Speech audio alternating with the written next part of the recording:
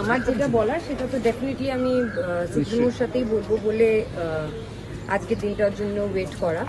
আর যদি রেসপন্ড করে বলার থাকতো তাহলে অনেক দিন আগেই বলে দিতাম। আর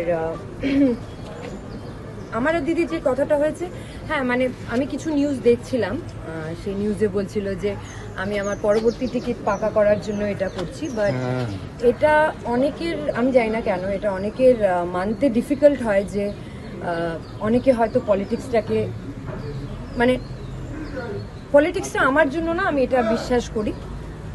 কারণ পলিটিক্সে আসলে আমার মতো মানুষরা না, মানুষের না একটা লাইসেন্স পেয়ে যায় জাস্ট র্যান্ডম গালাগালি দেওয়া, তুমি কিছু করো না করো।